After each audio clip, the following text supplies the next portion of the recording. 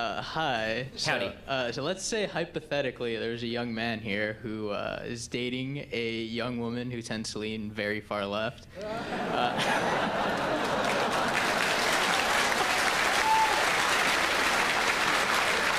So, sorry, before you go any further, is she present right now? No, she is not. Okay, good, so I can be honest. All right. So how might, do you have any advice for how this young man might go about exposing her to some new ideas without the relationship crashing and burning? Oh, you're an optimist. Okay. So, you, my friend, are making a very large mistake.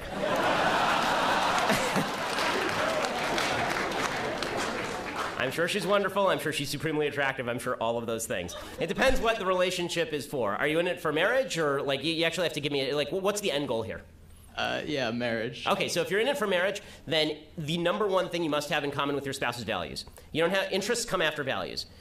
But most people are interested in lots of things. There are lots of interesting things in the world. Liking the same movies, liking the same art, virtually worthless. What is important is that you have the same value system. So politics are a reflection of values. Now, there are a lot of people who never connect their politics with their values. So you have to determine whether she's politically left because this represents some core values, or just because she's been told a bunch of slogans and now she repeats all these slogans. So when I first dated my wife, for example, my wife thought of herself as pro-choice. And then the more that we discussed the issue, it became very clear to her that she was actually pro-life and hadn't really considered the issue in a serious way. It was just she was told on college campus that it was a good thing to be pro-choice, and so she said she was pro-choice. And the same thing was true of gun rights, for example. She didn't know anything about guns. She'd been told guns were bad. And then when I explained gun rights to her, and when it turned out that her father was a member of the military, then she shifted a little bit. Politics is the tip of the iceberg. The question is whether your girlfriend's politics, or this unnamed person's girlfriend's politics,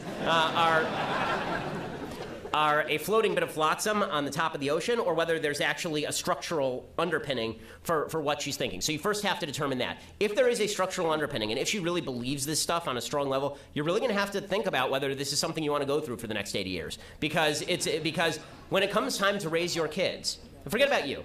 Okay, in my view, marriage, not relationships. Marriage is about bearing and rearing children, ideally. Right? My wife and I have 2 children. That is the end goal of marriage. That is the telos of marriage. Marriage was created so that we could bear and raise our children. And that means that we have to have very similar perspectives on how we want to raise our kids. Now, if you want to raise your kid with traditional ideas of virtue and decency, and she wants to raise your kids with traditional ideas of multiculturalism, for example, then and all cultures and all opinions being equal, all behavior being equal, this is going to be a real conflict when it comes time to parent your kids. So you have to ask yourself 2 questions. 1, is she movable? And 2, if she's not movable, what is your end goal here? Because there's lots of fun to be had in life, but when it comes time for marriage, marriage is, as all the married people in the room know, marriage is not the time for fun. Marriage is when it comes time for marriage. I've not totally true. I love my wife and we have a great marriage, but see, I know she's watching. But when it comes time for marriage, it is deeply important that you put values before all of the other ancillary things. If you have values in common, your marriage can outlast anything. If you don't have values in common, then the first break and the thing's over.